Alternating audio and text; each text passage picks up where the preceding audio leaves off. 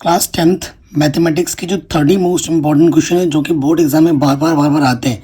इसमें छोटे मोटे हर टाइप के बड़े हर एक क्वेश्चन रखे हैं जो कि रिपीट होते हैं। ठीक है, कुछ एमसीक्यूज भी मैंने रखे हैं, जैसे कि निम्नलिखित में परिमेय संख्या कौन सी है। तो देखो √3 एक क्या है, अपरिमेय संख्या, क्योंकि ये अभाज्य संख्या है और इसके ऊपर √ है, तो ये परिमेय संख्या, तो ये अपरिमेय है। वो परिमेय संख्या आपसे पूछ रहा है। पाई क्या होता है, अपरिमेय संख्या होती है, ये भी कटा। 2 परिमेय संख्या है, √5 एक अपरिमेय संख्या है। परिमेय और अपरिमेय को जोड़ोगे तो अपरिमेय। √4 का मतलब होता है 2, जिसे हम P/Q के रूप में लिख सकते हैं। तो √4 का मतलब क्या हुआ, ये एक परिमेय संख्या है। अगले वाले प्रश्न में आ जाते हैं। हमसे पूछ रहा है कि समीकरण, ये जो समीकरण, ये समीकरण निरूपित रेखाएं समांतर हों तो K का मान क्या होगा। ठीक है, समांतर की कंडीशन क्या होती है बच्चों, A1/A2 B1/B2 बराबर नहीं होता है C1/C2। ये आप जानते हैं। सो बच्चों देखिए, A1 कितना है, x का गुणज 6, इधर क्या है A2 x का गुणज k। B1 कितना है, -3, B2 कितना है, -1, C1 कितना है, +10 एंड C2 कितना है, 9। ठीक है, स्टार्टिंग के 2 ले लेंगे बराबर, तो 6/k माइनस माइनस कटा 3/1, 3 1 कम 3, 3 दूनी 6, ऊपर कटा k 1 कम k, 2 1 कम 2, तो आंसर आ जाएगा 2। ठीक है, ऑप्शन नंबर जो दूसरा है वो सही हो जाएगा। क्या निम्नलिखित में से कौन सी संख्या किसी घटना की प्रायिकता नहीं हो सकती। प्रायिकता का मान कभी भी माइनस में नहीं होता। Third option. वृत्त का क्षेत्रफल क्या होता है बच्चों, अगर त्रिज्या r है तो πr²। वृत्त के बाहर स्थित किसी बिंदु से वृत्त पर कितनी रेखाएं खींची जा सकती है, इस पर जगह। ये वृत्त है आपके पास और यहाँ से आपने एक बिंदु ले लिया। ठीक है, तो इस बिंदु से आप वृत्त पर कितनी स्पर्श रेखा खींच सकते हो, आप 2 खींच सकते हैं। कितने खींच सकते हैं, 2, तो आपका आंसर आ जाएगा 2। अगले प्रश्न में आ जाते हैं। हर एक क्वेश्चन को सॉल्व करना है। कह रहे बहुपद x² - 3 के शून्य क्या होंगे। तो देखिए बच्चों क्या हो जाएगा, छोटा क्वेश्चन नहीं हमारा, हमें क्या दे रखा है, सॉल्व करना है। इन सब प्रश्नों को दिया है। बहुपद px आपको दे रखा है, x² - 3। ठीक है, शून्य के लिए जो भी बहुपद दे रखता दिया होता है उसको 0 रख देते हैं। शून्य के लिए बहुपद को क्या रख दो, 0 के बराबर रख दो, यानी कि x² - 3 बराबर 0, माइनस का 3 इधर के प्लस का 3 हो जाएगा, वर्गमूल ले लेंगे, आंसर आ जाएगा +-√3। अगले प्रश्न में आ जाओ।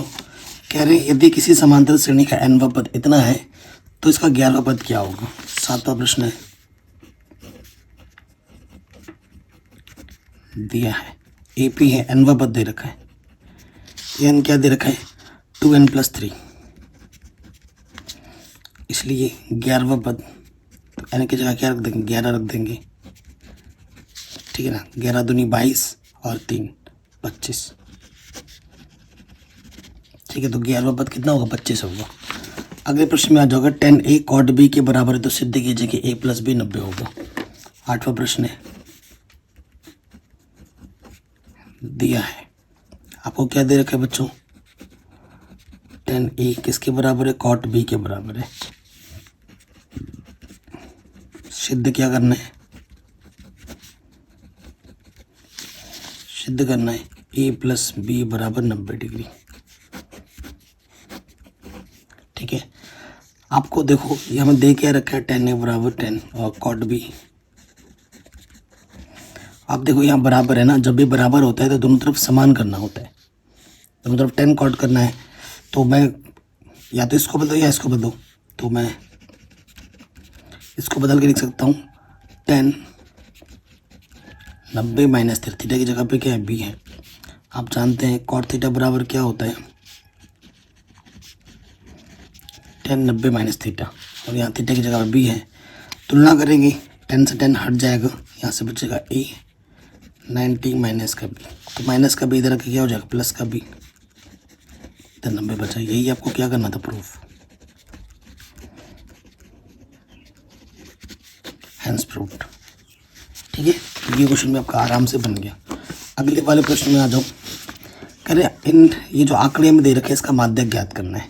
ठीक है, माध्यक ज्ञात कर दे। तो जब भी माध्यक ज्ञात कर रहे हैं अब पहले आरोही क्रम में लिखना पड़ता है। आरोही क्रम में लिखने पर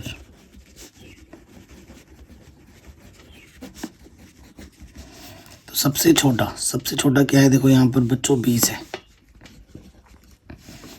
20 से बड़ा 25 है। ठीक है, 25 से बड़ा क्या है यहाँ पर 28 है।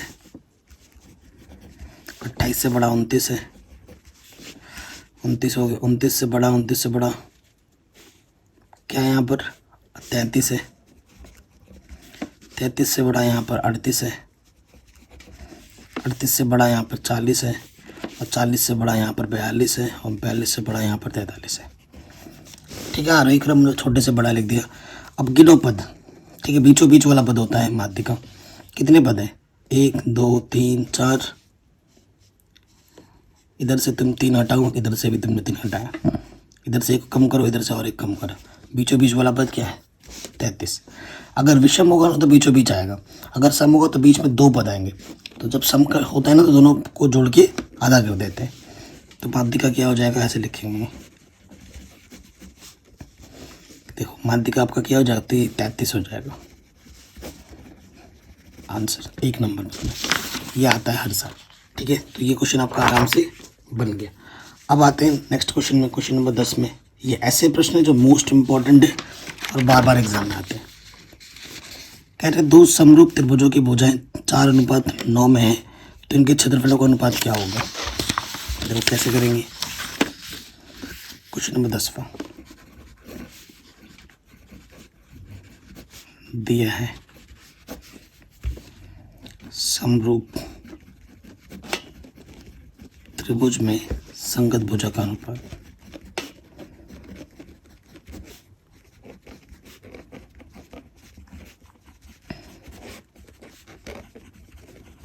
ये दे रखा है, हमें क्या निकालना है? क्षेत्रफल का अनुपात निकालना है प्रश्नानुसार।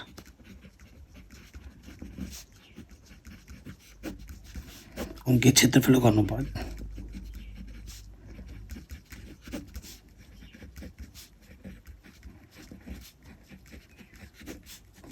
क्षेत्रफलों का अनुपात क्या होता है? संगत भुजा। ठीक है, जो भी होती है उनका वर्ग हो जाता है, संगत भुजा के अनुपात का वर्ग हो जाता है। तो ये हमें दे रखा है 4/9। 4 का वर्ग 16, 9 का वर्ग 81, 16:81। ठीक है, प्रमेय 6.6 से ये हमें आंसर मिल गया। अगले क्वेश्चन में आ जाओ, द्विघात समीकरण के मूल ज्ञात करने। क्वेश्चन नंबर 11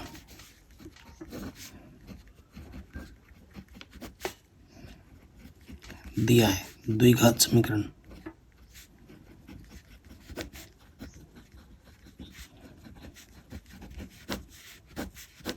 क्या दे रखा है? द्विघात समीकरण 9x² माइनस के 3x माइनस के 20। तो मूल आप किसी भी विधि से निकाल सकते हो, गुणनखंड विधि से, द्विघात सूत्र से, जो आपको अच्छा लगे। तो तुम पहले गुणनखंड देखो, 180 गुणा करने पे 180 आए और 2 18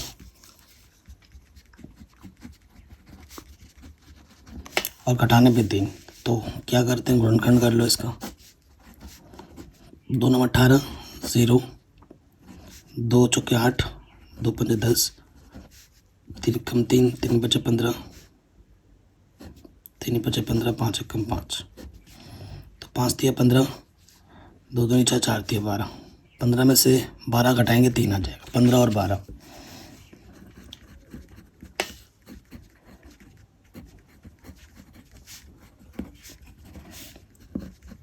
माइनस अंदर गुणा कर देंगे, एक्स भी साथ में आ जाएगा, माइनस माइनस प्लस 12।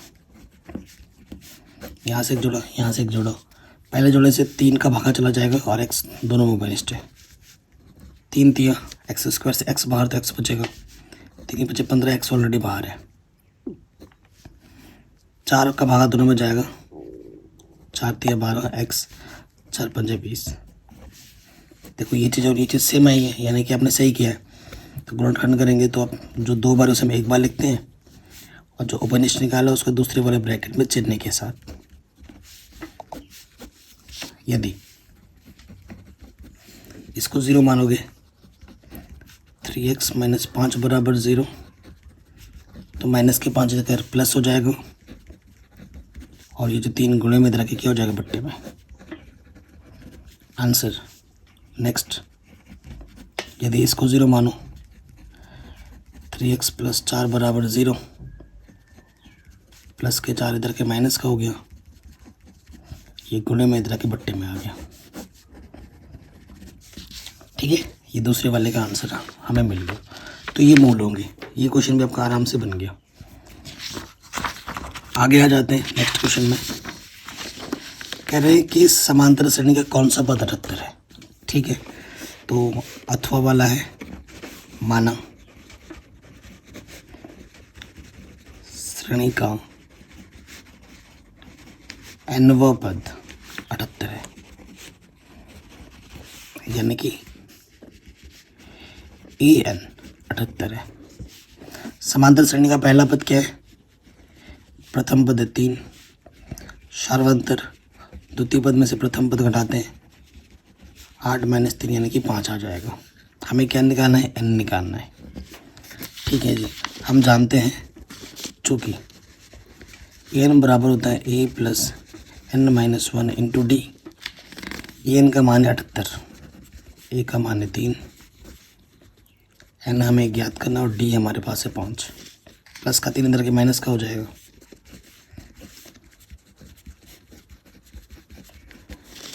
घटाएंगे तो क्या बचेगा? 75। ये गुणे में इधर के बट्टे में आ जाएगा। 5 × 5 2 बचा, 5 बचे 25, माइनस का फिर इधर के प्लस का हो जाएगा। तो कितने पद होंगे? 16वां पद होगा 78। अतः 16वां पद आपका कितना होगा? 78 होगा। ये बन गया। अगले प्रश्न में आ जाओ। कह रहे 10a + b √3 है और 10a - b 1/√3 है, तो a और b के मान ज्ञात कीजिए। ठीक है, ये क्वेश्चन है हमारे पास। क्वेश्चन नंबर 12वां दिया है।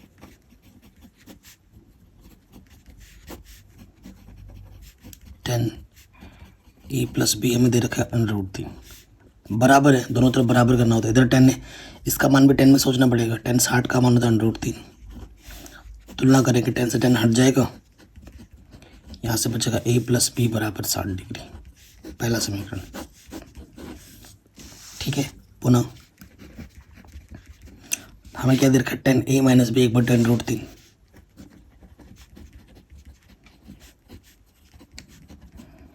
यहाँ 10 है तो इसका मान भी 10 में सोचना पड़ेगा। 10 30 का मान होता है, 10 से 10 हटेगा, a - b बराबर आ जाएगा 30 डिग्री। ठीक है, तुलना कर दो। तुलना कर रहा हूँ समीकरण 1 और 2 की, सॉल्व कर लो ना समीकरण 1 तथा 2 से। तो इन दोनों को सरल करना है। पहला समीकरण है a + b बराबर 60 डिग्री, दूसरा है a - b बराबर 30 डिग्री। जोड़ देंगे, प्लस का माइनस का b कटा, a और a 2 है, 60 और 30 90। काटोगे 2 चौके 8, 1 बचा 10 हो गए, 2 पंजे 10। e का मान आ गया बच्चों 45। ठीक है, e का मान कितना आ गया? 45। अब क्या करना है? a का मान किसी भी एक समीकरण में रख दो। चूँकि a + b हमारे पास कितना था? 60 था। a का मान रख देंगे 45, प्लस का 45 इधर के माइनस का हो जाएगा।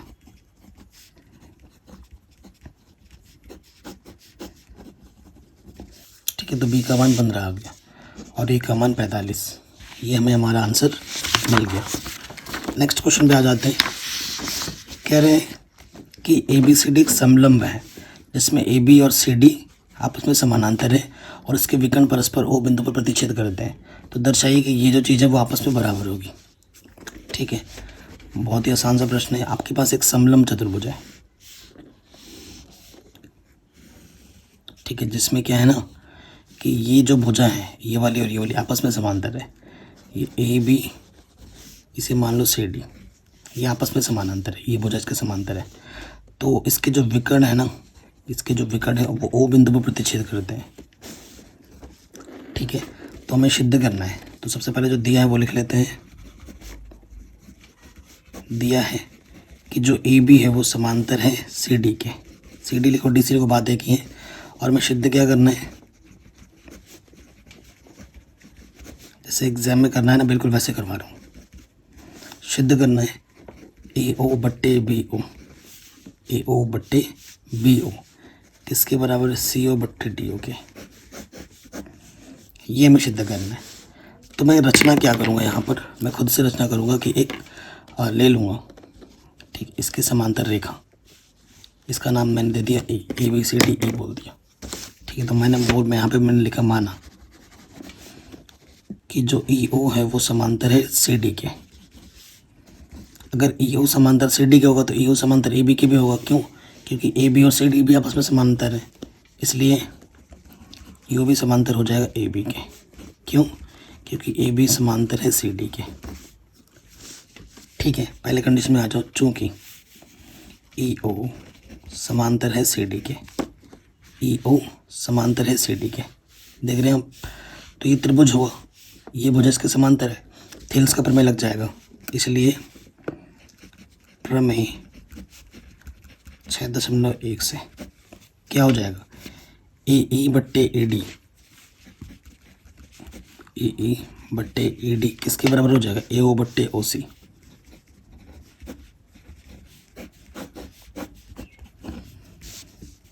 पुनः यदि ई ओ ए बी के समांतर हो, ई ओ समांतर है ए बी के, तो क्या होगा, यहाँ से देखो, ए ई बट्टे ए डी बराबर होगा बी ओ बट्टे ओ डी, है ना। ए ई बट्टे ए डी किसके बराबर होगा, बी ओ बट्टे ओ डी। अगर ये मुझे इसके समांतर होगी तो ले लो, ए ई बट्टे ए डी बराबर हो जाएगा बी ओ बट्टे ओ डी। देखो यहाँ पर जो चीज़ें यहाँ पे वही चीज़ें, तो इसकी तुलना इसके साथ हो जाएगी। समीकरण 1 और 2 की क्या कर दोगे तुलना, समीकरण 1 तथा 2 से, तो ये आ जाएगा ए ओ बट्टे ओ सी बराबर बी ओ बट्टे ओ डी, ठीक है ना। तो ए ओ के बट्टे में बी ओ है, तो ये गुणे में इधर बट्टे में आ जाएगा और ये बट्टे वाला गुणे में आ जाएगा। यही आपको प्रूफ करना था,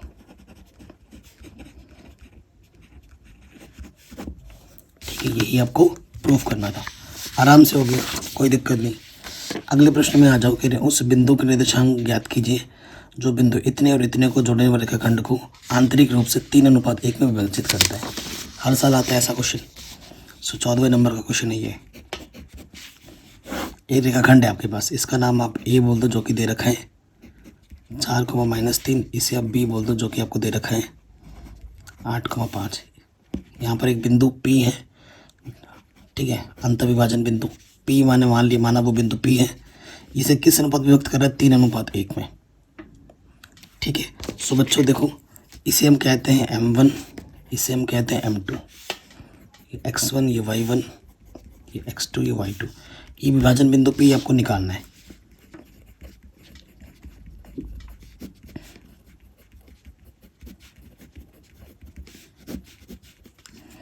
विभाजन सूत्र से, तो विभाजन सूत्र क्या होता है बच्चों, x के लिए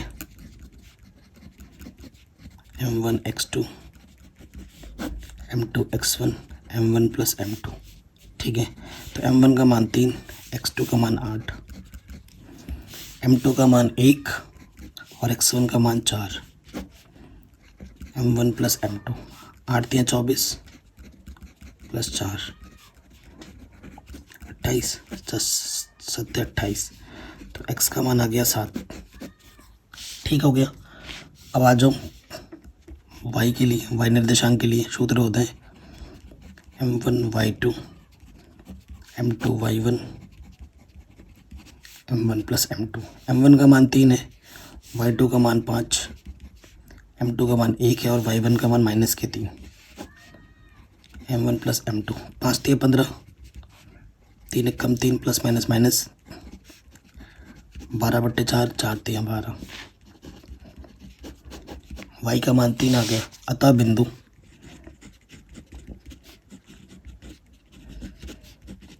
x को y माना था आपने, x का मान 7 है और y का मान 3। ये आपको आपका उत्तर मिल जाएगा। बताइए, कोई दिक्कत, कोई परेशानी नहीं होनी चाहिए। अगले वाले प्रश्न में आ जाते हैं। क्या बोल रहे हैं आपसे? कह रहे 52 पत्तों की अच्छी प्रकार से फेंटी गई ताश की गड्डी में से एक पत्ता निकाला जाता है। लाल रंग का तस्वीर वाला पत्ता प्राप्त करने की प्रायिकता ज्ञात कीजिए। ठीक है, देखो जो पत्ते होते हैं ना वो 52 होते हैं कुल पत्ते। इसके 2 कैटेगरी हैं,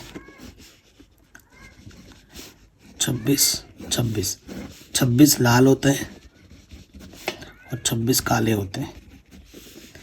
इसकी फिर से 2 कैटेगरी होती है, हर कैटेगरी में 13 पत्ते होते हैं। तस्वीर वाला पत्ता हर कैटेगरी में 3 होता है।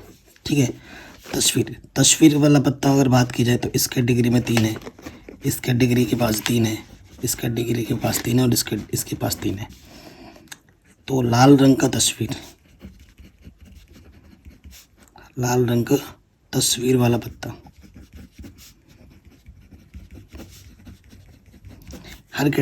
लाल कैटेगरी के 2 कैटेगरी है ना, हर कैटेगरी में 3 है, तो 3 गुणा 2 यानी कि 6 पत्ता होगा। प्रायिकता निकालना है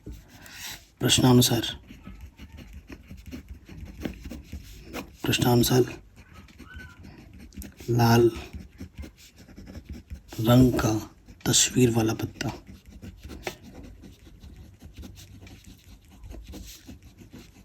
निकालने की प्रायिकता। ठीक है, सूत्र क्या होता है? संभव परिणाम बट्टे में कुल परिणाम।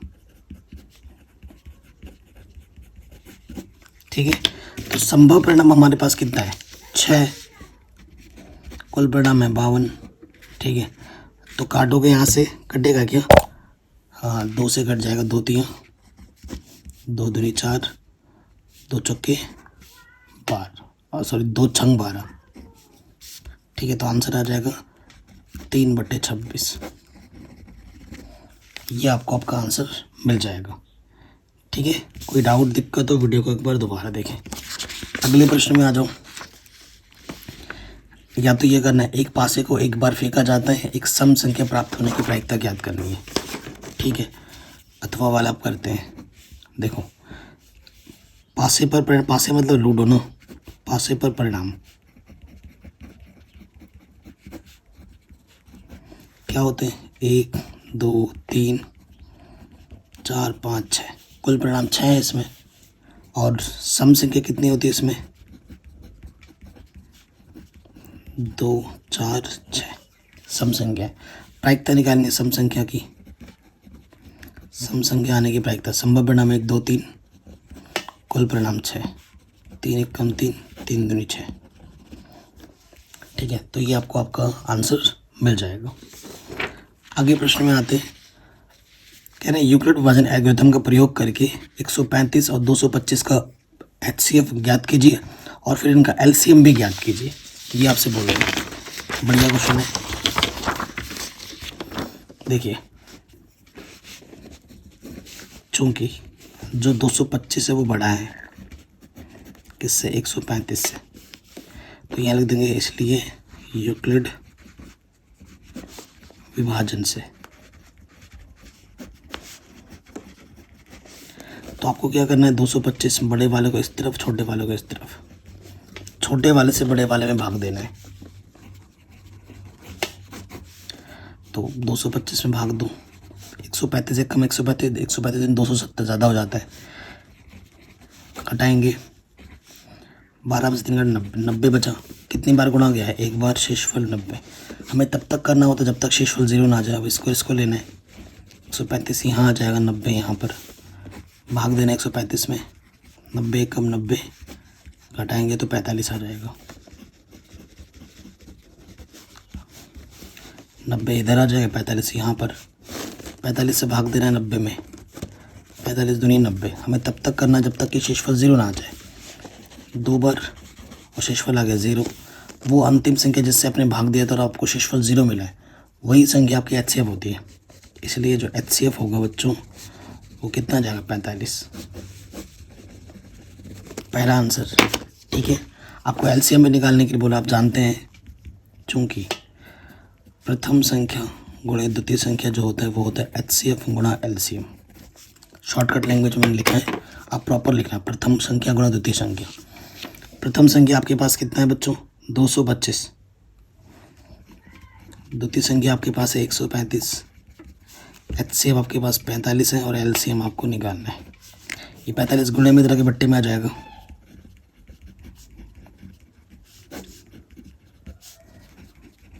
काटो यहाँ से, 5 9 45, 5 दूनी 10, 5 7 35, 9 3 27। अब इसको गुणा कर देना 3 से, 225 को गुणा करोगे आप 3 से, 3 5 15, तो 675 आ जाएगा आंसर एलसीएम। ठीक है, ये आपको आपका आंसर मिल गया। काफ़ी शानदार क्वेश्चन था, आराम से हो गया। आगे बढ़ो। कह रहे एक समकोण त्रिभुज की ऊंचाई उसके आधार से 7 सेंटीमीटर कम है, यदि कर्ण 13 सेंटीमीटर हो तो अन्य दो भुजाएं ज्ञात कीजिए। ठीक है, ये आपसे बोला है, तो देखिए कैसे होगा। क्वेश्चन नंबर 17 है, समकोण त्रिभुज है।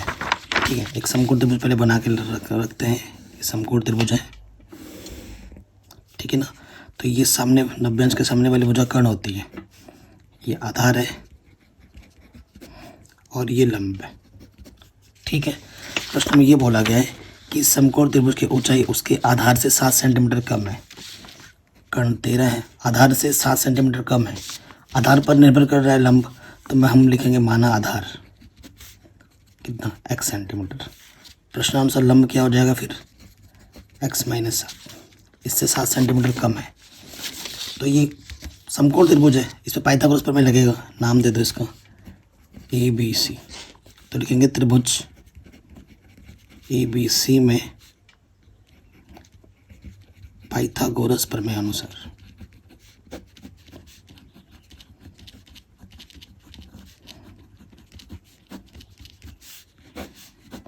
ठीक है, ये चीज़ हम लिख देंगे। तो पाइथागोरस प्रमेय क्या होती है बच्चों, आप जानते ही हैं, कर्ण का वर्ग जो होता है वो होता है आधार का वर्ग प्लस लंब का वर्ग, है कि नहीं। तो कर्ण हमारा क्या है 13 है, 13 का वर्ग, आधार क्या है x और लंब है x माइनस के साथ। 13 का वर्ग 169 एक्स स्क्वायर, इसको खोल देंगे a माइनस बी का होल स्क्वायर, a का वर्ग प्लस b का वर्ग माइनस के 2ab, एक्स स्क्वायर ये आ जाएगा 2x स्क्वायर माइनस की 14x प्लस की 49, ये प्लस का इधर के माइनस का हो जाएगा।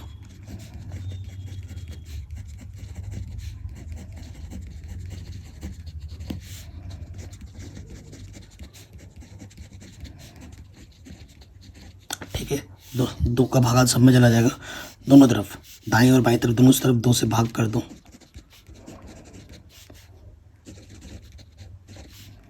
तो ये द्विघात समीकरण आपको मिल गया, है कि नहीं। अब इसको हल करना है। ठीक है, ऐसी दो संख्या लेनी जिसको गुणा करने पे 60 है और घटाने पे 7, 12 पंजे 60, 12 में से 5 घटाओगे 7 आ जाएगा, घटाना है।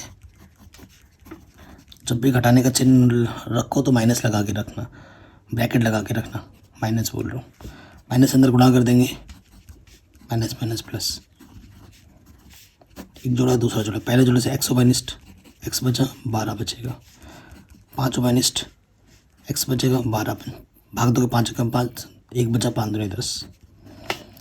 ये दोनों सेम टू सेम है, यानी आपने सही किया, जो 2 बार है उसे आप 1 बार लिखते हैं और जो आपने ओबाइनिस्ट निकाला वो दूसरे वाले ब्रैकेट में। इसको एक बार 0 मानो, एक बार इसको 0 मानो। यदि x प्लस 5 बराबर 0 तो ये माइनस का हो जाएगा, दूरी का मान कभी माइनस में नहीं होता, तो ये अमान्य हो गया। यदि x माइनस 12 बराबर 0 तो माइनस के 12 इधर के प्लस के 12 हो गया, ये सही हो जाएगा। यानी कि आधार आपका कितना होगा 12 होगा और लंब आपका 12 माइनस 7 यानी कि 5 होगा।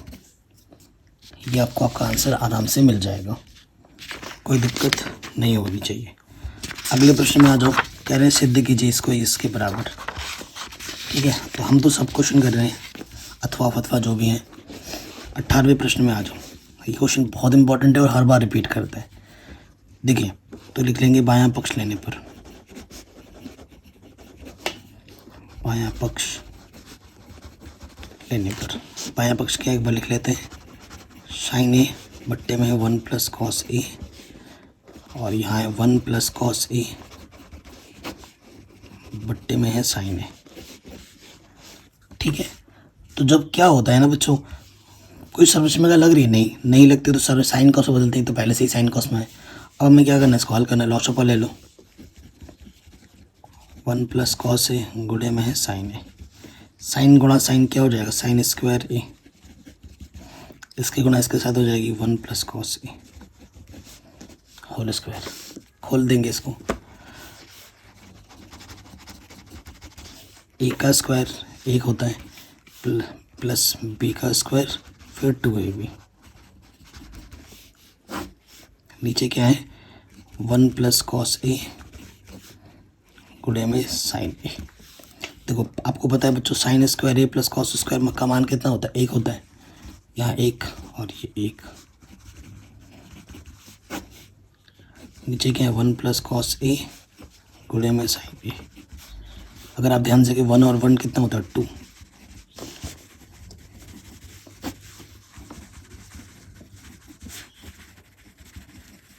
ठीक। अगर आप ध्यानपूर्वक देखें तो 2 उभयनिष्ठ है, ऊपर से निकालो उभयनिष्ठ, 2 1 कम 2, 2 बाहर आ गया, अंदर बचेगा कॉस, नीचे है 1 प्लस कॉस ए गुणे में साइन ए, इससे ये कटा, ऊपर बचा 2, 1 बट्टा साइन, 1 बट्टा साइन क्या होता है बच्चों, कॉसिक। यही आपको प्रूफ करना था, आगे राइट हैंड साइड के बराबर है जी, यही आपको प्रूफ करना था, आराम से हो गया। ये क्वेश्चन बहुत एग्जाम में रिपीट करता है, या तो ये करना था या फिर ये करना था, जो आपको आसान लगे।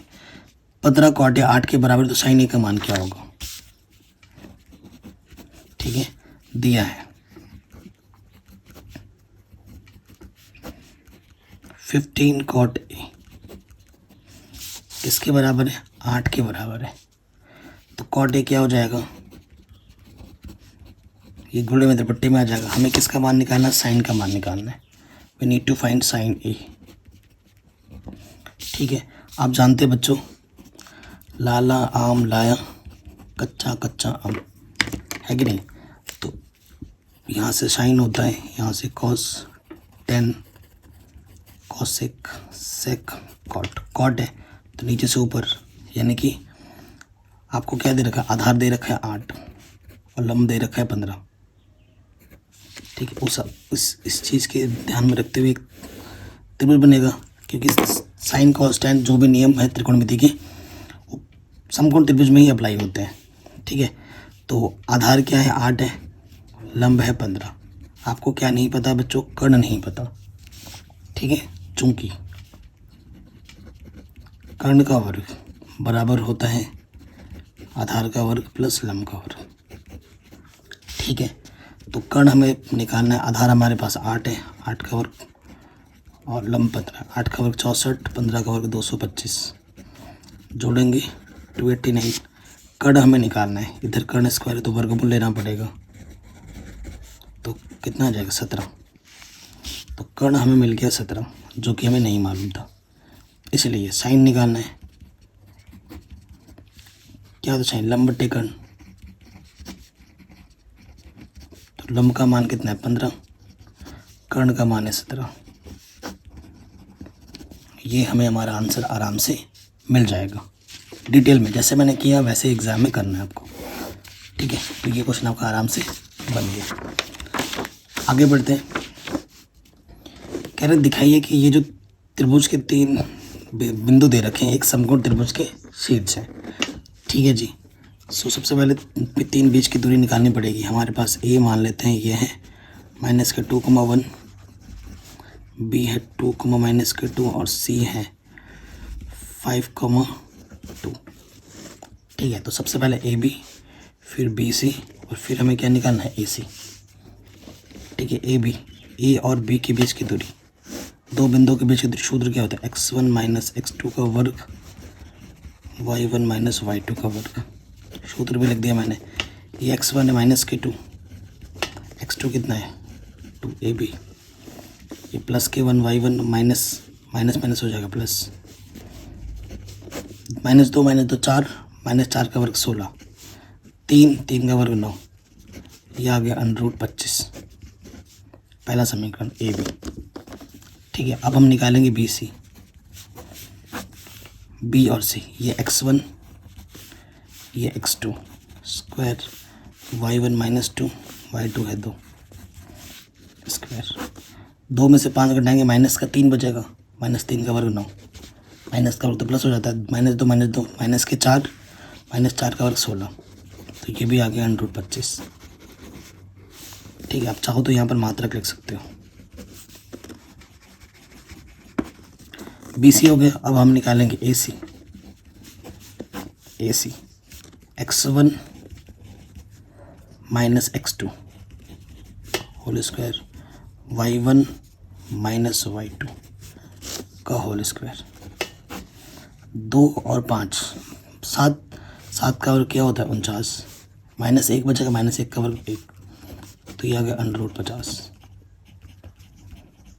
समीकरण नंबर 3। तीनों बीच की त्रिज्या निकल गई चूंकि। अब आप देखो √50 का जो वर्ग है, √25 का वर्ग प्लस √25 का वर्ग, √ का वर्ग करोगे √ हट जाता है, और इधर भी वही होगा, √ हट जाता है। आगे दोनों तरफ बराबर, बड़ी वाली भुजा का वर्ग बाकी दो छोटी भुजाओं के वर्गों के योगफल के बराबर है। ठीक है, चूंकि क्या लिखोगे आप, चूंकि ए सी का जो वर्ग है वो A B square plus B C square के वर्ग के बराबर है, अतः यह समकोण त्रिभुज के शीर्ष है।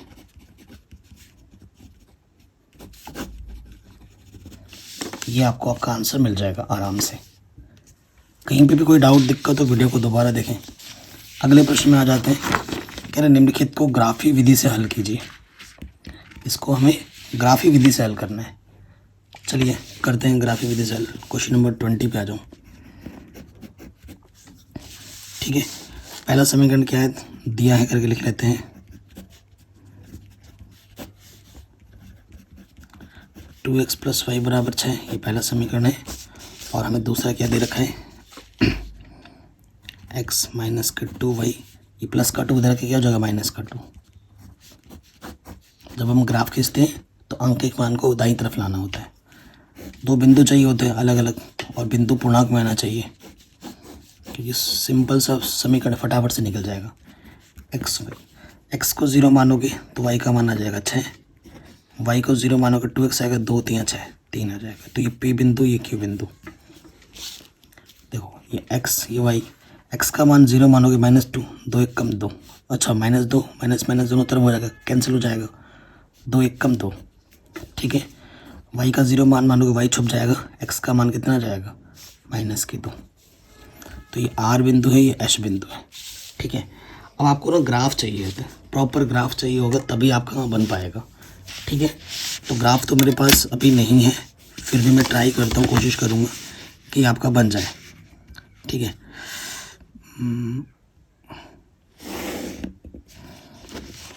x का मान माइनस में भी है। चलिए यहाँ से ये है ना, देखो यहाँ पर 1 सेंटीमीटर का अंतर है, फिक्स दूरी पर ले रहा हूँ।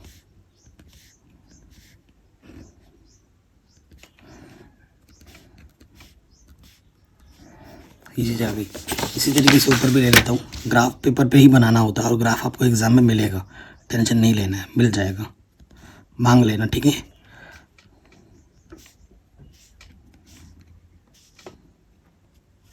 ठीक है। ये अब ये आपका केंद्र होता है, ये 1 2 3 4 6 7 -1 -2 -3 -4 1 2 3 4 5 -1 -2 -3 -4। इधर x होता है, इधर y होता है, पता ही होगा आपको।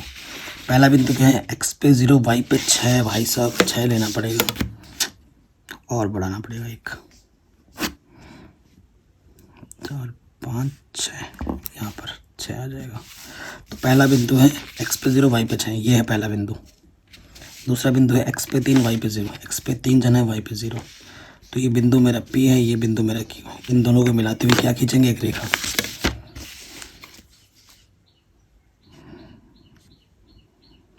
ठीक है, खींच दिए। जो समीकरण है पहला वाला उसको लिख दीजिए, 2x + y = 6।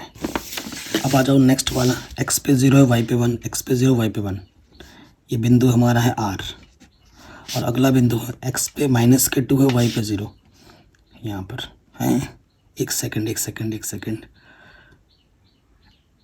पे 0 है, x पे 0 है ना, y पे 1 है, ये है पहला बिंदु, सॉरी R। ठीक है, और x क्या है -2 है और y पे 0, ये बिंदु नहीं। ठीक है, ये है R बिंदु, ये है S बिंदु। इन दोनों बिंदुओं को मिलाते हुए हमें क्या खींच देनी, रेखा। ठीक है, सही हो गया, खींच दिया। समीकरण जो है इसको लिख लीजिए। क्या है समीकरण दूसरे वाले का, x - -2 y = -2। अब ये और ये, इसने एक यहाँ पे कटान बिंदु मिला आपको, इसे प्रतिच्छेद बिंदु कहते हैं। वही आपका हल होता है। अब कैसे देखोगे प्रतिच्छेद बिंदु, ये है ना, यहाँ से लंब डालोगे और यहाँ पे देखोगे x पे कितना गया 2 और y पे कितना गया 2। ठीक है, यानी कि जो x का मान 2 होगा, y का मान भी कितना होगा 2 होगा। ये आपने ग्राफी विधि से इसको हल कर दिया। हर साल एग्जाम में ग्राफ का क्वेश्चन आता है, तो ये क्वेश्चन भी आपका आराम से बन गया। आगे आते हैं नेक्स्ट क्वेश्चन में। कह रहे y के मान ज्ञात कीजिए जिसके लिए बिंदु इतना इतना के बीच की दूरी 10 मात्रक हो। ठीक है, ये प्रश्न आपको करना है, तो चलिए करते हैं। मैं आपको सभी प्रश्न करवा रहा हूँ, ठीक है, कोई भी छोड़ नहीं रहा हूँ। और ये मोस्ट इम्पॉर्टेंट है। ठीक है, ये बार बार आते हैं एग्जाम में। 21 कह रहे हैं, देखो ये बिंदु P है और ये बिंदु Q है। P का मान क्या है 2, -3 और Q का मान है 10, y। इनके बीच की जो दूरी है ना, यहाँ से लेकर यहाँ तक, वो दे रखा है 10 मात्रक। चूँकि PQ आपका कितना दे रखा है 10 दे रखा है। ओके, PQ का मतलब है दो बिंदुओं के बीच की दूरी।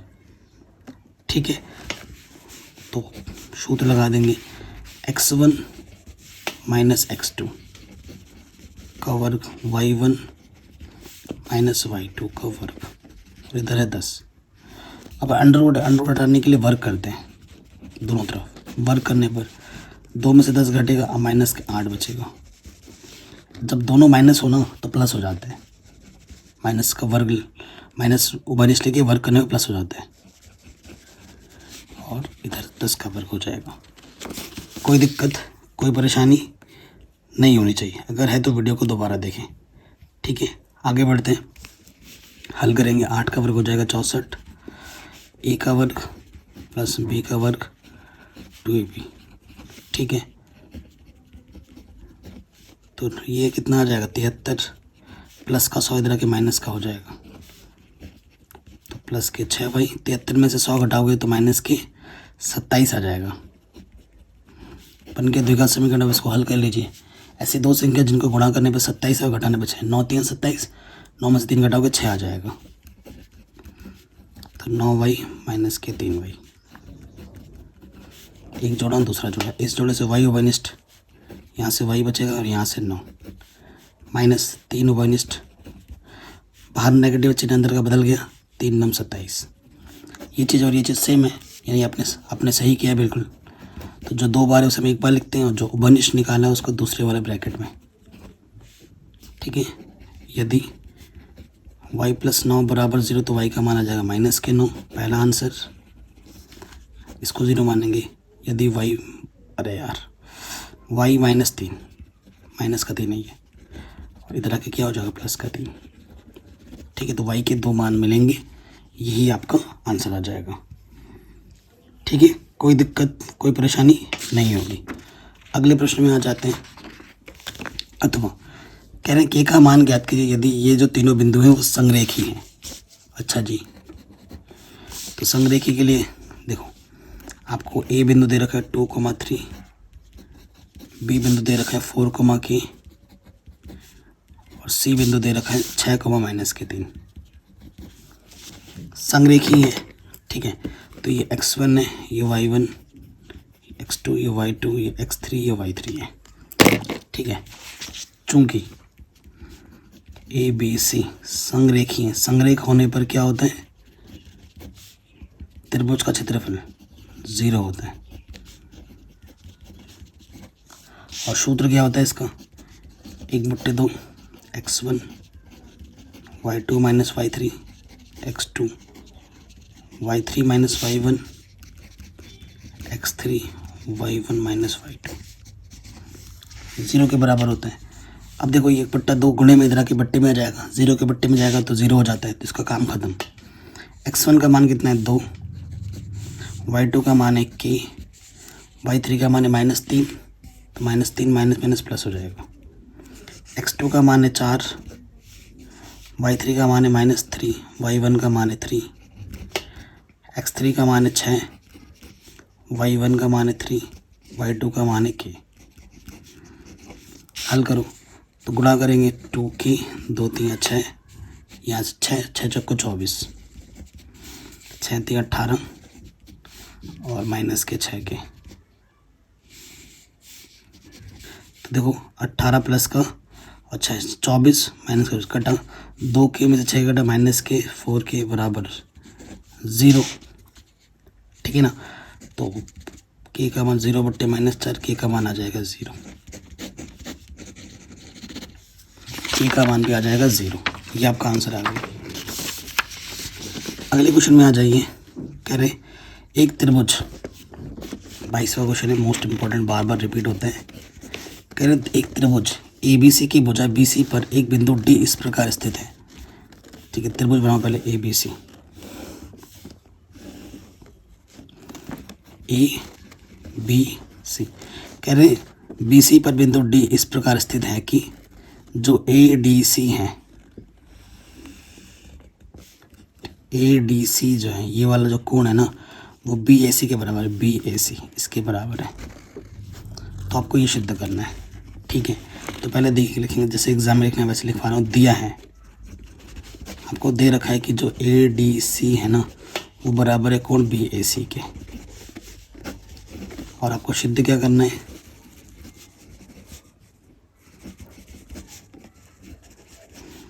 आपको सिद्ध करना है कि CA² जो है वो CB इंटू CD है। बहुत ही शानदार क्वेश्चन। CA², CA इस छोटे वाले त्रिभुज में आएगा और इस बड़े वाले में भी आएगा, तो और CB ये है, देखो बड़े वाले त्रिभुज में और CD है छोटे वाले त्रिभुज में, है ना। तो आइडिया लग गया कि बच्चों इस त्रिभुज को, इस बड़े वाले त्रिभुज को समरूप दिखाना है, और जब दो त्रिभुज समरूप होते हैं तो उनके संगत भुजा का अनुपात बराबर होता है। ये कॉन्सेप्ट हमें लगाना है। चूँकि त्रिभुज कौन सा ले लेंगे हम, सिमेट्री लेना बहुत ज़रूरी है प्रॉपर वे में। हम लेते हैं BAC त्रिभुज, BAC व त्रिभुज ADC में, ठीक है। इनको समरूप दिखाना है। सबसे पहली चीज़, ये वाला जो कोण है इसके बराबर ही दे रखा है, पहली बात तो ये है, कोई टेंशन ही नहीं है। एक कोण आपको बराबर दे रखा है समीकरण 1 से, और उसके साथ छोटा वाला त्रिभुज लोगे तब भी C आएगा, बड़ा वाला त्रिभुज लोगे तब भी C आएगा, है ना। तो कोण C बराबर कोण C, ये क्यों बराबर है, क्योंकि ये उभयनिष्ठ कोण है।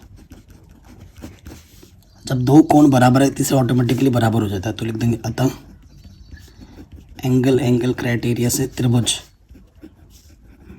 BAC समरूप हो जाएगा त्रिभुज ADC के, ठीक है। अतः जब दो त्रिभुज समरूप होते हैं तो उनके संगत भुजा का अनुपात बराबर होता है, ठीक है। तो यहाँ से देखो CA/CD बराबर हो जाएगा, हमें और क्या चाहिए, CB चाहिए ना, तो BC/AC, इसी गुणा करोगे AC लिखो, C को बात एक ही होता है, तो ये AC का वर्ग बराबर आ जाएगा BC इंटू CD। यही आपको प्रूफ करना था, हैंस प्रूफ्ड, ठीक है। ये क्वेश्चन इतना इम्पोर्टेंट है, हर साल एग्जाम में आ जाता है, तो ये क्वेश्चन भी आपका आ गया। ठीक है, 2 नंबर 3 नंबर में आ सकता है एग्जाम में। अगले प्रश्न में आ जाओ। कहते सिद्ध दी गई आकृति में, ये आकृति आपको दे रखी है, आपको सिद्ध करना है कि A B plus C D A D plus इसके बराबर है। हर साल आने वाला प्रश्न है। ठीक है, अब आगे बढ़ते हैं, इसको हल करते हैं। 23वां क्वेश्चन है, मोस्ट इंपॉर्टेंट। चित्र आपके आंखों के सामने तो मैं दोबारा नहीं बनाऊंगा। आप जानते बाह्य बिंदु से वृत्त पर अगर स्पर्शिका की रचना करो तो बराबर होता है, यानी कि सी आर किसके बराबर होगा, सी क्यू के। बी पी किसके बराबर होगा, बी क्यू के। ए पी बराबर होगा ए एस के। डी आर बराबर होगा डी एस के। होगा तो यहाँ पर लिख देंगे प्रमेय 10.2 से। ठीक है, प्रमेय 10.2 से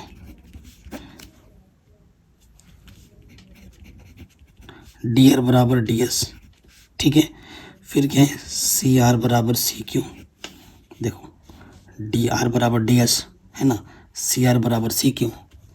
उसके बाद बी पी किसके बराबर है, बी क्यू के बराबर है। और जो ए पी है वो किसके बराबर, ए एच के बराबर है। ए पी ए एच के बराबर, बी पी बी क्यू के बराबर। समीकरण 1 2 3 4, चारों को जोड़ लो। समीकरण 1 + 2 + 3 + 4, तो बायां वाला बाईं तरफ जोड़ो। D R plus C R B P plus A P, और यहाँ से डी एच इधर एच है तो प्लस ए एच कर दो, सिमेट्री एक साथ लगा दो। C Q plus B Q. D R plus C R, देखो D R plus C R किसके बराबर है, सी डी के। B P plus A P, B P plus A P किसके बराबर, ए बी के। फिर D H plus A H, D H plus A H किसके बराबर है, ए डी के। C Q plus B Q, C Q plus B Q किसके बराबर है, बी सी के। यही तो प्रूफ करना था, हेंस प्रूफ्ड। ठीक है बच्चों, आराम से हो गया सॉल्व। अगले प्रश्न में आ जाते हैं। क्या बोल रहे हैं, यदि किसी भिन्न के अंश और हर दोनों में 2 जोड़ दिया जाए तो वो 9/11 हो जाती है, और यदि अंश और हर में दोनों में 3 जोड़ दिया जाए तो वो 5/6 हो जाती है। तो वो भिन्न ज्ञात कीजिए। शानदार क्वेश्चन है। क्वेश्चन नंबर 24, तो मान लेते, माना वह भिन्न x/y है। ऊपर वाले को अंश बोलते हैं, नीचे वाले को हर बोलते हैं, है कि नहीं। प्रथम शर्तानुसार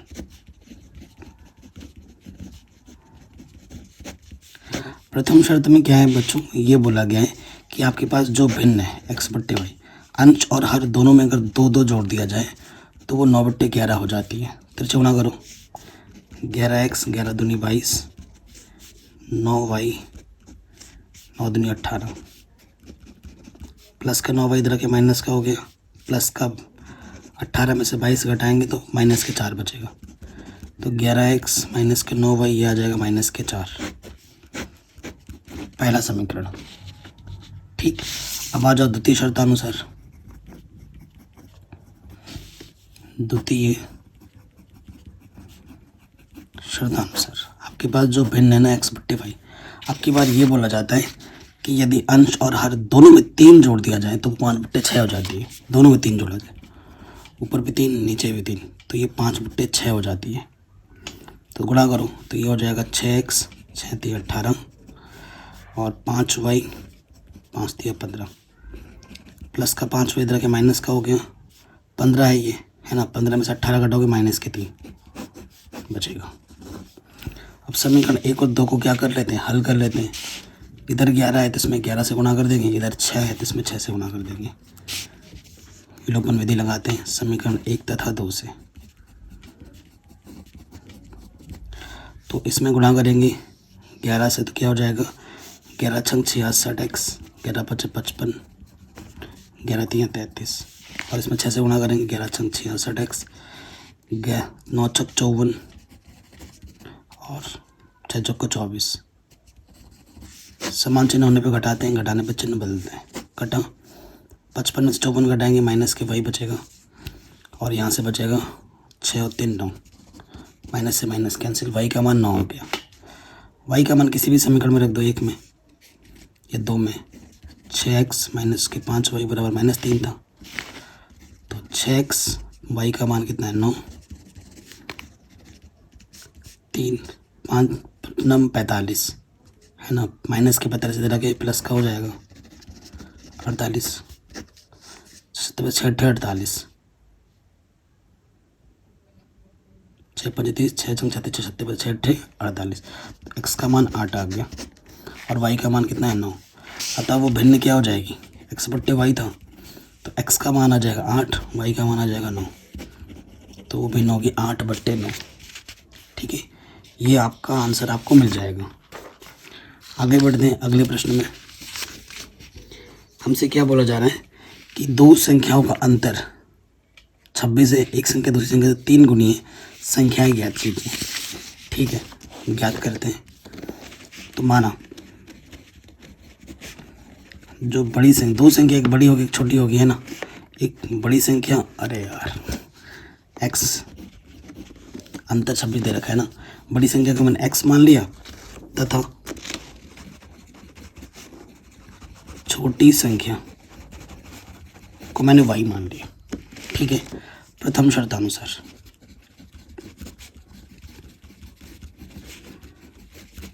संख्याओं का अंतर मतलब घटाना, बड़े में से अगर छोटा घटाएंगे तो अंतर कितना है 26 है। ठीक है, और हमें क्या बोला गया है, हमें ये भी बोला गया है द्वितीय शर्तानुसार,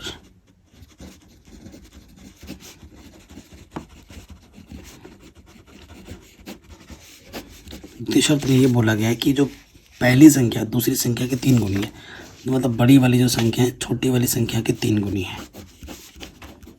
एक्स का मान उठाकर समीकरण 1 में रख दूं, एक्स का मान समीकरण 1 में रखने पर,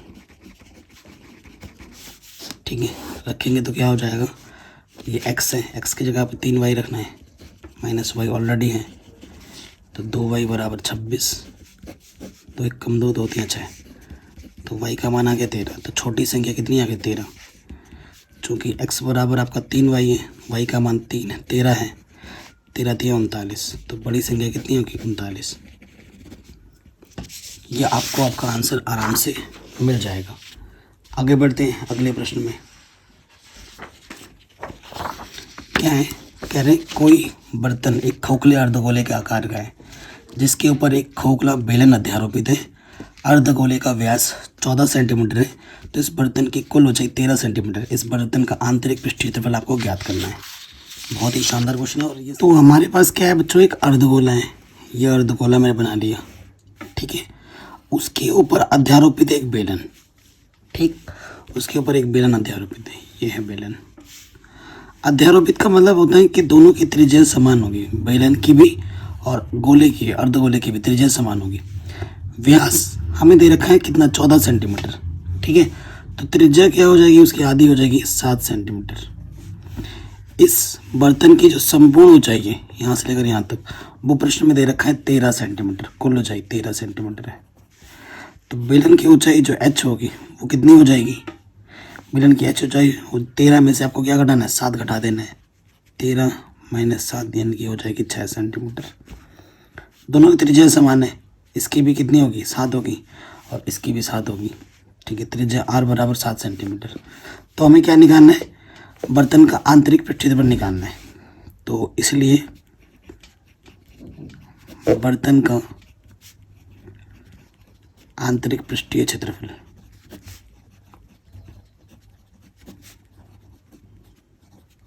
वो क्या हो जाएगा, अर्धगोले का क्षेत्रफल प्लस बेलन का क्षेत्रफल।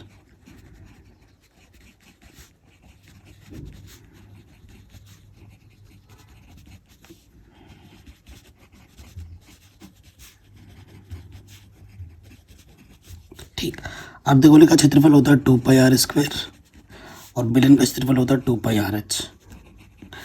2 पाई आर उभयनिष्ठ है, यहाँ से आर बचेगा और यहाँ से एच बचेगा, मान रख देंगे।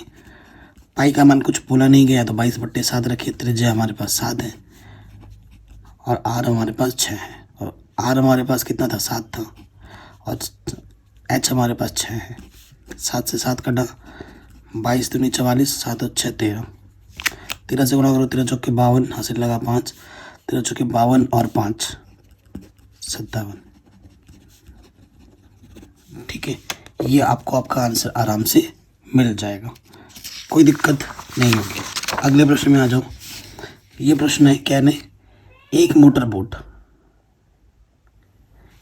बोट जिसके स्थिर जल में चल 18 किलोमीटर प्रति घंटा है, 24 किलोमीटर धारा के प्रतिकूल जाने में वही दूरी धारा के अनुकूल जाने की अपेक्षा 1 घंटा अधिक लेती है, धारा की चाल ज्ञात कीजिए। ये क्वेश्चन पिछले दिन भी मैंने कराया है, कई बार मॉडल पेपर में मैं करा चुका हूँ, क्योंकि बहुत इंपॉर्टेंट प्रश्न है। तो देखो कैसे होगा हमारे पास क्वेश्चन।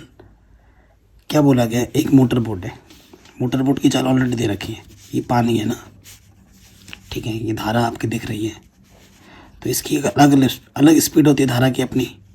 इसके अंदर एक मोटर बोट चल रहा है, ये है हमारा मोटर बोट। मोटर बोट की जो चाल है ना, वो दे रखा है 18 किलोमीटर प्रति घंटा, और ये जो धारा है, इस धारा की चाल में मान लेता हूँ x किलोमीटर प्रति घंटा। ठीक है, तो हमारे पास आप जानते हैं अनुकूल चाल क्या होती है।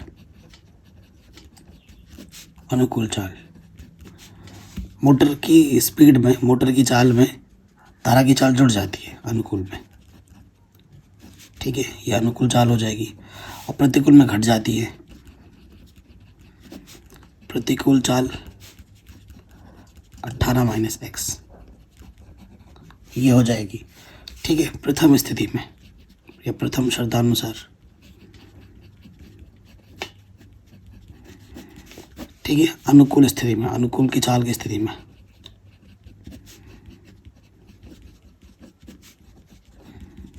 आप जानते हैं समय बराबर क्या होता है बच्चों, समय बराबर होता है दूरी बट्टे चाल। तो समय को मैं t1 बोल देता हूँ। दूरी हमें कितनी दे रखी है, दूरी दे रखी है हमें प्रश्न में 24 किलोमीटर। अनुकूल चाल है तो क्या हो जाएगा 18 प्लस x समय। ठीक है, समीकरण नंबर 1। द्वितीय शर्तानुसार,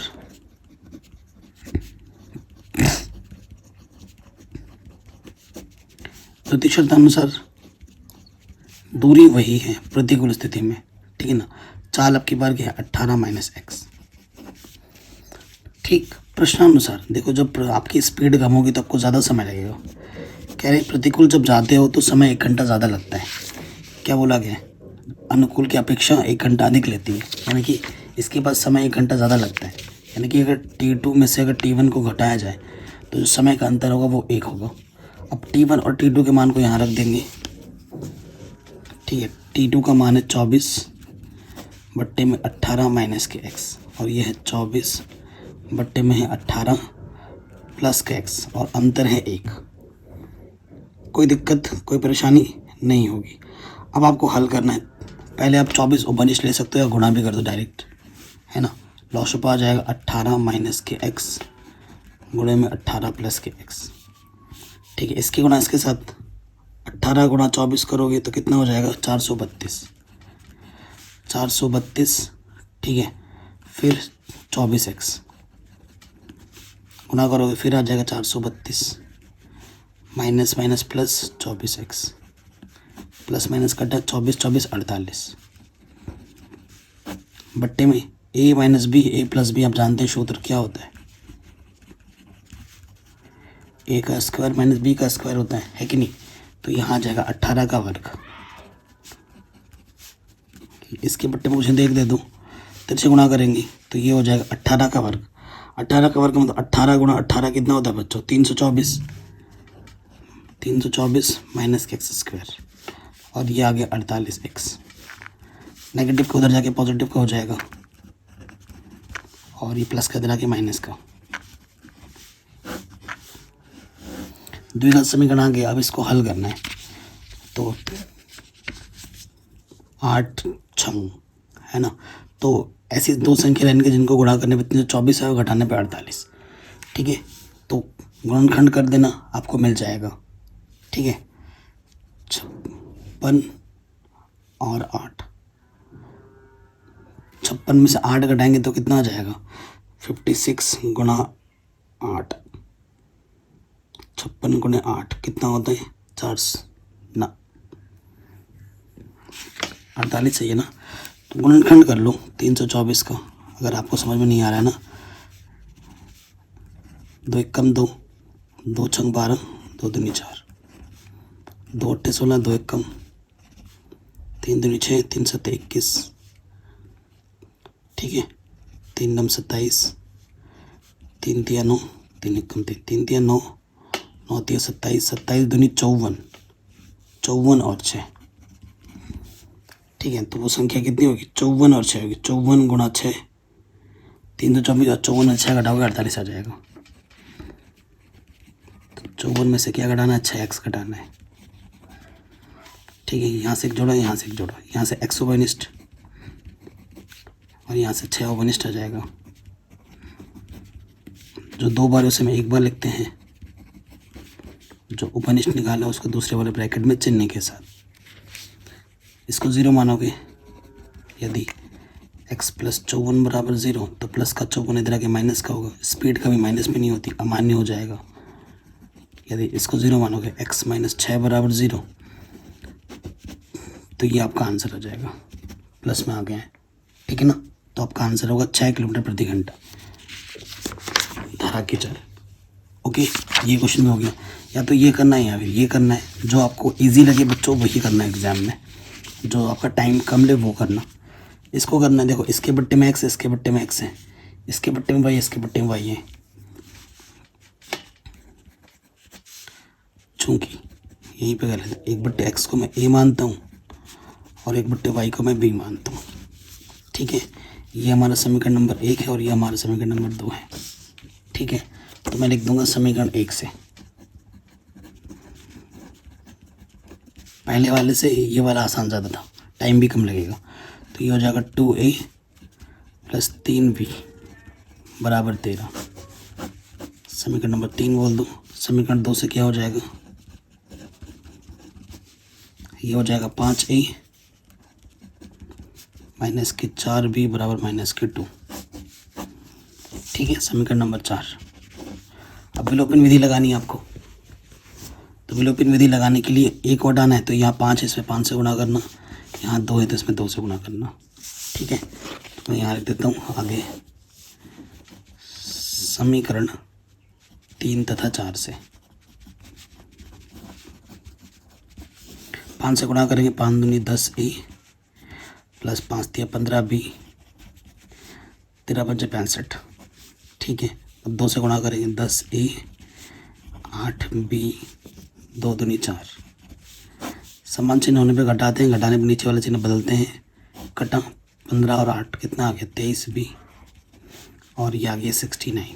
23 तिया 69, तो b का मान आ गया 3, ठीक है। b का मान समीकरण 1 में रख दो, चूँकि 2a प्लस 3b बराबर 13, 3 रखेंगे यहाँ पर,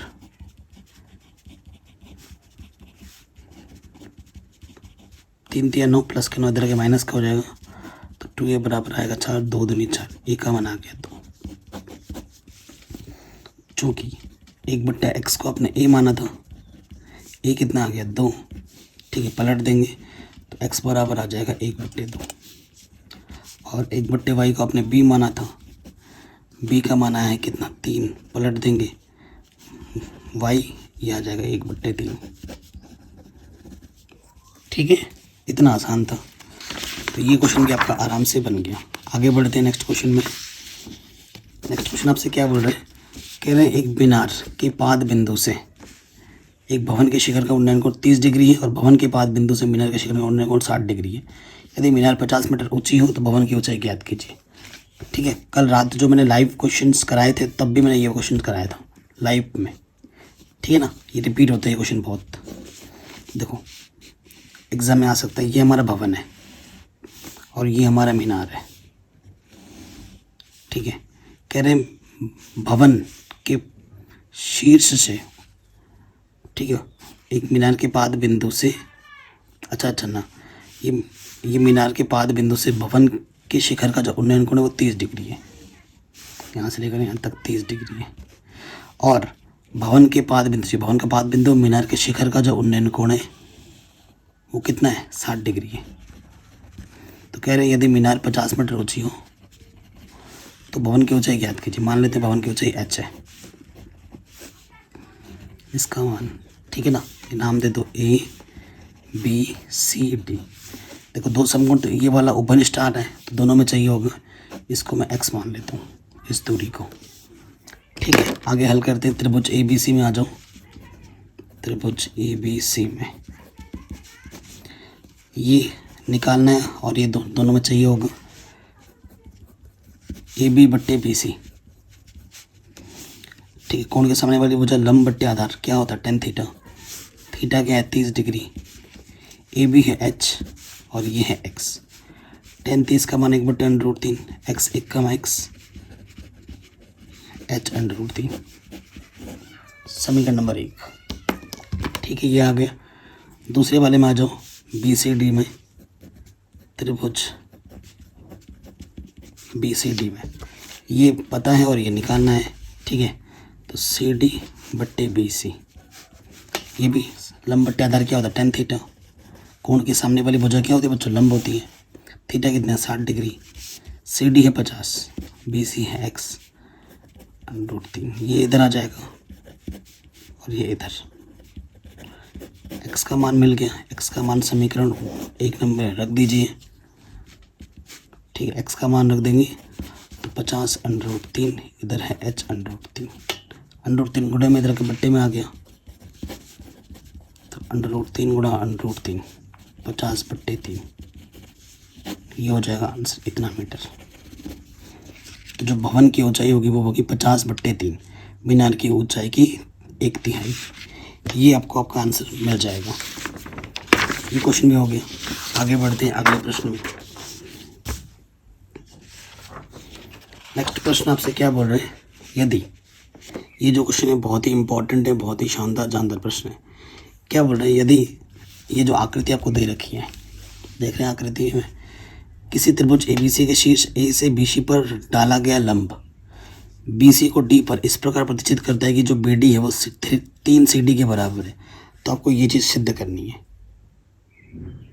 ठीक है, आपको क्या करना है, ये चीज़ सिद्ध करना है, कोई दिक्कत नहीं होगी। ओके, तो ये क्वेश्चन NCERT का प्रश्न है, 6.5 का प्रश्न है। 6.5 के जो आखिरी 4 क्वेश्चन है वो मोस्ट इंपॉर्टेंट है और वहाँ से एक क्वेश्चन बोर्ड एग्जाम में बड़े नंबर में हर साल आ जाता है। ठीक है, चलिए करते हैं इसको यहीं पे। ठीक है, चित्र ऑलरेडी बना हुआ तो यहीं पे सॉल्व करना स्टार्ट करते हैं। देखो हमें क्या दे रखा है, ये 3, देखिए जो प्रूफ में है ना आपको क्या है AB स्क्वायर। AB स्क्वायर कहाँ है बच्चों, ये है AB। तो आपको ये समकोण त्रिभुज लेना पड़ेगा। फिर AC है, ये है AC, इधर वाला समकोण त्रिभुज लेना पड़ेगा। AC स्क्वायर दिख रहा है ना, और ये बोल रखा है कि जो BD है, ये जो BD है ना CD का 3 गुना है। ठीक है ना, CD का 3 गुना है। सो देखो बच्चों मैं क्या लिख सकता हूँ, हमें क्या दे रखा है, चूँकि जो हमारे पास BD है वो किसके बराबर है, ये जो BD है वो CD का 3 गुना है। ठीक है ना, वो CD का कितना गुना है, 3 गुना है। ओके, अब जहाँ ज़रूरत पड़ेगी इसका आपको क्या करना पड़ेगा, इस्तेमाल करना पड़ेगा। यानी कि अगर मैं लिखना चाहूँ CD, ये जो CD है ये 3 टुकड़ा है और ये 1 टुकड़ा है। तो अगर मैं CD को लिखना चाहूँ तो ये BC का चौथा हिस्सा है। ठीक है ना, ये इसका 1 टुकड़ा है, इस पूरे 4, अगर इसके 4 टुकड़े हैं तो ये 1 टुकड़ा है। तो CD को मैं लिख सकता हूँ BD का, BD नहीं यार, BC का पहले मुझे प्रूफ में ये चाहिए AB स्क्वायर। ठीक है ना, तो मैं ले लूँगा त्रिभुज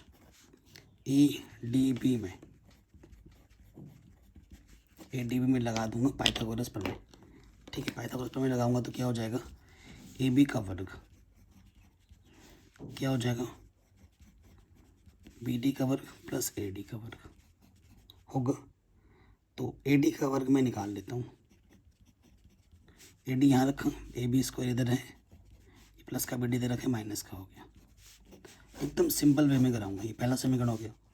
ठीक है, AD क्यों निकाला, क्योंकि इस त्रिभुज में भी AD आएगा, इस त्रिभुज में भी AD आएगा। अब आ जाओ दूसरे त्रिभुज में, त्रिभुज ADC में। पाइथागोरस प्रमेय से क्या हो जाएगा, AC का वर्ग, कर्ण का जो वर्ग है वो हो जाएगा AD का वर्ग प्लस CD का वर्ग। ठीक है, अभी पहले AD निकाल लो। AD यहाँ रखा, AC यहाँ है, ये प्लस का CD दे रखे माइनस का हो गया। ये समीकरण नंबर आपका क्या आ गया, 2 आ गया। अब ये भी AD है, ये भी AD है, दोनों की क्या कर दो, तुलना कर दो। समीकरण 1 तथा 2 से कर दो तुलना, तो यहाँ पर हमारे पास क्या आ जाएगा, AC स्क्वायर माइनस का CD स्क्वायर, इधर से क्या है बच्चों, AB स्क्वायर बराबर माइनस क्या आ जाएगा, BD स्क्वायर। अब प्रूफ में जो चाहिए उसका ध्यान रखो। प्रूफ में आपको क्या चाहिए, हमें AB, AC और BC चाहिए। AB चाहिए, ठीक है, AC चाहिए, AC भी चाहिए और BC चाहिए। ये सब नहीं चाहिए, CD और BD नहीं चाहिए, तो इनकी जगह पे मान हमें बदल के रखना पड़ेगा। AC आपको चाहिए, CD की जगह आप क्या रख सकते हो, 3। देखो यहाँ से क्या है, कुछ गड़बड़ किया है क्या हमने, जो CD है ना, क्वेश्चन कहाँ चला गया, यहाँ देखो हमारे पास क्वेश्चन में क्या दे रखा था कि जो CD है, सॉरी जो BD है वो 3 CD है। ठीक है, यानी कि जो CD है वो BC का 1/4 है, BC का 1/4 है, और ठीक है BC का 1/4 है। ओके, अब मैं मान रखूँगा CD की जगह मैं क्या मान रख सकता हूँ, तो देखो गाइस यहाँ पर BD है ना, तो BD क्या 3 CD के बराबर था, तो मैं अगर BD लिखना चाहूँ, BD 3 है, ये 3, और CD की जगह मैं क्या रख सकता हूँ, BC/4। ठीक है, तो BD बराबर है 3 CD, अब यहाँ रखो 3 CD है, और CD की जगह मैं रख सकता हूँ BC/4, ये रख सकता हूँ। इसको अब समीकरण नंबर 2 मानो। ठीक है, अब मान रखूँगा मैं CD की जगह पर, CD की जगह पर मुझे क्या रखना है, देखो CD की जगह मैं रख सकता हूँ BC/4, BC मुझे चाहिए, BC/4 स्क्वायर, ये भी मुझे चाहिए, और BD की जगह मुझे क्या, मैं क्या रख सकता हूँ 3BC/4, 3BC/4, ये स्क्वायर कर दिया। अब क्या करना है बच्चों, बस हल कर दो, आपको आपका आंसर मिल जाएगा। माइनस है BC स्क्वायर, 4 का वर्ग 16, AB स्क्वायर 3 3 9, 20 की BC स्क्वायर 16, हल कर लो, ये आ जाएगा 16 AC स्क्वायर माइनस के BC स्क्वायर बट्टे में 16, 16 AB स्क्वायर माइनस के 9 BC स्क्वायर बट्टे में 16, 16 से 16 कैंसिल। ठीक है, इधर क्या है 16 AB स्क्वायर, ठीक है 16 AB स्क्वायर, और ये प्लस का 16 इधर आके माइनस का 16 AC स्क्वायर, और माइनस का BC इधर आके इसको इधर ले आओगे तो 9 इधर आके प्लस का हो जाएगा, और ये पहले से ही माइनस का है, तो 16 AB स्क्वायर 16 AC स्क्वायर, और यहाँ से बचेगा 8 BC स्क्वायर। ठीक है, तो दोनों तरफ से 8 से भागा दे दोगे तो ये आ जाएगा 2 AB स्क्वायर 2 AC स्क्वायर बराबर BC स्क्वायर, माइनस का 2 AC इधर के क्या हो जाएगा प्लस का, और यहाँ पर पहले से ही है, ये आपको प्रूफ करना था, आराम से हो गया। थोड़ा डाउट, थोड़ा कन्फ्यूज़न होगा ना बच्चों, थोड़ा सा एक बार वीडियो को दोबारा देख लेना इस क्वेश्चन को, तो कन्फ्यूज़न नहीं रहेगी। ठीक है, स्टार्टिंग में मुझे बताने में थोड़ा सा मुझे ही कन्फ्यूज़ हो गया था यहाँ से, तो उसके लिए मैं माफ़ी चाहता हूँ। अगले क्वेश्चन पे आ जाओ। ये जो क्वेश्चन है बच्चों ये NCERT का प्रश्न है, ठीक है, और रचना वाली प्रश्न है, तो NCERT एक्सरसाइज 11.1 का क्वेश्चन नंबर 2 है, जो कि आप मैंने पहले ही करा रखा है, जाके आप देख सकते हैं। ठीक है, अगले प्रश्न पे आ जाते हैं। यानी एक शंकु के चिन्हक जो 45 सेंटीमीटर ऊंचा है और उसकी त्रिज्याएं इतनी और इतनी है, इसका आयतन और वक्र क्षेत्रफल आपको ज्ञात करना है। ठीक है जी, तो सबसे पहले चीज़ देखो, आपको एक चिन्हक दे रखा है 29 नंबर में, ये मैं चिन्हक बनाता हूँ। चित्र बना सकते हो तो बनाना ज़रूर एग्ज़ाम में, है ना। आपको ऊंचाई दे रखा है, ये ऊंचा जो है 45 सेंटीमीटर है, ये आपका h है। ठीक है, ये बड़ी वाली त्रिज्या है, ये छोटी वाली त्रिज्या R2, R1 दे रखा है 28 सेंटीमीटर, R2 दे रखा है 7 सेंटीमीटर। ठीक है, तो आयतन तो निकल जाएगा आराम से, लेकिन क्षेत्रफल जब निकालने के लिए मुझे तिर्यक ऊंचाई निकालनी पड़ेगी।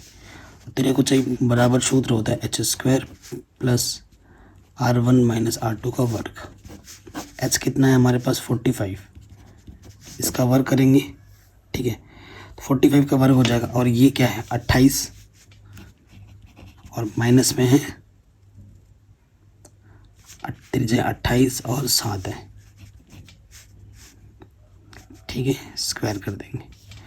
यहाँ तक कोई दिक्कत कोई परेशानी नहीं होगी। अब तो बस आपको क्या करना है, हल करना है। देखिए बच्चों, 45 का वर्ग करेंगे 45 गुणा 45, तो कितना होता है 2025। यहाँ से 21 बचेगा। ठीक है ना, तो 21 का वर्ग 21 को 21 से गुणा करने पे 441 आता है, तो 441 जोड़ दो, तो जोड़ेंगे तो कितना आ जाएगा 2025 जोड़ना है 441 में, तो यह आ जाएगा 2466। ठीक है ना, अब इसका हमें क्या निकालना है, वर्गमूल निकालना है। तो वर्गमूल निकालने के लिए भाग विधि ले लेते हैं, 2466 है ना। तो 4 चौको 16, 5 25 ज़्यादा हो जाता है, 4 चौको 16 घटाएंगे तो 14 में से 6 घटाएंगे तो 8 बचेगा, और ये आ गया 66, 4 का डबल 8। अब जो भी सोचोगे यहाँ पर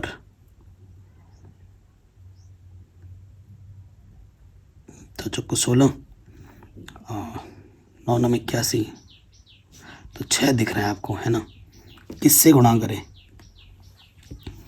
तो कुछ भी लिखोगे यहाँ पे 40 से ज़्यादा हो जाएगा, एंड 10 12 से तो ज़्यादा ही जाएगा। तो देखो बच्चों, जब हम करेंगे ना तो आईडी लग रहा है 9 बार तो जाएगा ही जाएगा। ठीक है, और 49 पॉइंट समथिंग आएगा, ये मैं मान के चल रहा हूँ। तो यहाँ से मुझे आईडी लग रहा है दशमलव में आएगा। ठीक है, दशमलव में आ रहा है तो 49 ले लो, 49 ले लो, और दशमलव में जो भी आ रहा है वो आंसर में फिर लगभग लगा दूंगा। ठीक है, आंसर में फिर क्या लगा दूंगा नंबर, इसका जो आएगा ना दशमलव के दोस्त अंदर 49.65 आएगा, तो 49 लेके कर लेना और आंसर में लगभग लगा देना। तो पहला चीज़ जो आपको निकालना है वो निकालना है इसका क्या, आयतन, शंख चिन्हक का आयतन। चिन्हक का आयतन का सूत्र होता है 1/3 पाई h R1 square R2 square R1 R2। ठीक है, 1/3 पाई का मान कुछ दिया नहीं तो 22/7, और h का मान है 45, R1 कितना है 28, इसका वर्ग R2 कितना है 7, इसका वर्ग R1 R2। अब इसको गुणा भाग कर लोगे, आपको आपका आंसर आराम से मिल जाएगा। कैलकुलेशन के नंबर मिलेंगे यहाँ पर। तो देखो कुछ कट रहा है, 7 5 पहले 7 छंग 42 होता है, नहीं कट रहा है। तो ऊपर क्या है 22 गुणा 45, तो ये होता है 990, 7 3 21। अब यहाँ से कीजिए 28 गुणा आपको करना पड़ेगा 28, जो कि होता है 784, और 7 7 49, फिर आपका क्या है 28 गुणा 7, ये होता है 196। तो अब ये चीज़ 196 में आपको जोड़ना है 49, उसमें आपको जोड़ना है 784। ठीक है, तो ये आ जाएगा 990/21, ऊपर है 993। ठीक है, 993 क्या भाग 21 से जाता है, नहीं जाएगा। ठीक है ना, तो बच्चों ऊपर ऊपर गुणा कर देना, बट्टे में 21 छोड़ देना, और यहीं पे आपको आपका आंसर मिल जाएगा। कमेंट करके बताओ आपका आंसर कितना आ रहा है। चिन्ह का आयतन हमने निकाल दिया, अब हमें क्या निकालना है, क्षेत्रफल। नंबर 2 में क्षेत्रफल क्या होता है, सूत्र पाई आर एल। पाई का मान 22/7 आर, अच्छा R1 + R2 होता है ना इसमें, इसका सूत्र होता है पाई R1 + R2 L। ठीक है, तो R1 कितना है हमारे पास 28, R2 है 7, और L आया है 49.65, 49 भी लेके चल सकते हो, आंसर में फिर लगभग लिखना पड़ेगा, 49.65 ले लो, तो ये हो जाएगा 32, 49 लेके चलो 7 7 49, लगभग लिख देना आंसर। तो ऊपर आ गया 22 7 154 गुणा 32। ठीक है, 65 लेके चलोगे तो बढ़िया होता, पूरा पूरा आंसर मिल जाता। तो 154 को गुणा करना है आपको 32 से, तो ये आ जाएगा 4928। और यहाँ लिखना पड़ेगा आपको आंसर में लगभग, यहाँ पर 65 लेके चलते तो पूरा एग्जैक्ट आंसर रखते। तो ये क्वेश्चन भी आपका आराम से बन गया। अब आते हैं अगले प्रश्न में, अथवा वाला।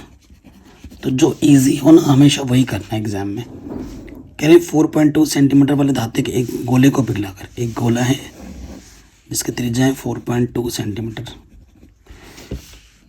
6 सेंटीमीटर वाले एक बेलन के रूप में डाला जाता है। देखो बच्चों, इसकी त्रिज्या को स्मॉल आर बोला और इसकी त्रिज्या को हम कैपिटल आर बोल देते हैं, जो कि हमें दे रखा है 6 सेंटीमीटर।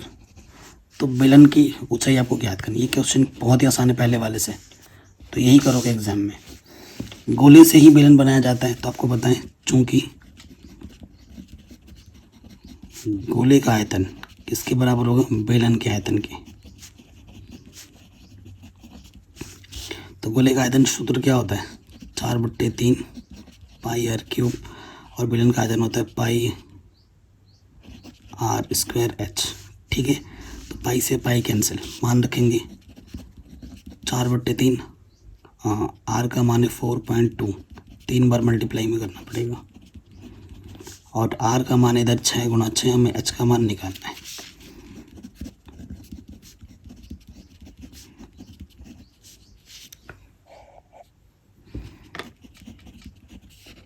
ये 6 गुणे में इधर के क्या हो जाएगा, बट्टे में एच। काटो, 2 3 2 दूनी 4, 2 3 3 से काटोगे 3 कम 3, 3 चौके 12, ये भी वही आ जाएगा। तो इन सबको आपस में गुणा कर दोगे, 14 गुणा 14 196 होता है, 0.2 स्थान के बाद 1.4। तो 1.96 को गुणा कर देना है 14 से, 0.3 स्थान के बाद लगा देना, तो ये आ जाएगा 2744, 0.3 स्थान के बाद, तो ये आ जाएगा एच का मान। तो ये ज़्यादा उसके कंपैरिजन में ये ज़्यादा आसान है। तो ये क्वेश्चन भी आपका आराम से बन गया। अब आते हैं इस वीडियो के आखिरी प्रश्न में। क्या है कि निम्नलिखित आंकड़ों का बहुलक ज्ञात करना है। ठीक है, बहुत आसान होता है बहुलक ज्ञात करने का। क्या है कि देखो, इसके आखिर में 20 है, यहाँ पे भी स्टार्टिंग वही से होना चाहिए, 40 से 40 से स्टार्ट होना चाहिए, सबके अंतर समान होने चाहिए। अब आ जाओ नेक्स्ट वाले पार्ट में, सबसे बड़ी बारंबार। तो सबसे बड़ा क्या है, 61, तो ये हमारा F1 है। इसके बाद वाला होता है F2, इसके बाद वाला होता है F0। ये जो है, ये जो वर्ग अंतराल है बड़े वाले के ऊपर, इसे बोला जाता है बहुलक वर्ग। इसे क्या कहा जाता है बच्चों, बहुलक वर्ग। ठीक है, बहुलक वर्ग की निम्न सीमा क्या है, L 60। कितने कितने का अंतर है, 20-20 का। बाकी सब कुछ पता है, बहुलक निकालना है। बहुलक का जो सूत्र होता है वो होता है L plus F1 minus F0 गुणा H बट्टे में 2F1 minus F0 minus F2। L का मान है 60, F1 का मान है 61, F0 का मान है 52, H का मान है 20। 2F1 61 दूनी 120, 122, F0 है 52 एंड F2 है 38। ठीक है, 51 में 61 में से 52 घटाएंगे तो कितना आ जाएगा बच्चों, 9। और यहाँ से आ जाएगा आपका 60 90, है ना। 122 में से आपको घटाना है 90। ठीक है, तो कितना आ जाएगा, यहाँ से तो 60 हो गया, 9 दूनी 18, और 122 में से 90 घटाएंगे तो 32 आ जाएगा। 2 से काटो, ठीक है, 2 9 18, 2 से फिर कटेगा, 2 8 16। ठीक है, और नहीं कटेगा, आपको भाग देना पड़ेगा। 45 को भाग दे देंगे 8 से, पूरा पूरा कट जाएगा। कितना, 8 × 40.625। तो ये आ जाएगा जोड़ने में 65.625। ये आपको आपका बहुलक मिल जाएगा आराम से। ठीक है, तो वीडियो कैसी लगी कमेंट करके हमें ज़रूर बताएं। चैनल पर सब्सक्राइब ज़रूर करें। प्लेलिस्ट डाल रखी है डिस्क्रिप्शन में, उस प्लेलिस्ट को ज़रूर देख लो। ठीक है, राम बोटी है 1 नंबर की, है ना। उन वीडियोस को देखोगे ना तो आपको टॉपर बनने से कोई नहीं रोक सकता। एक बार ज़रूर चेक कर लेना प्लेलिस्ट।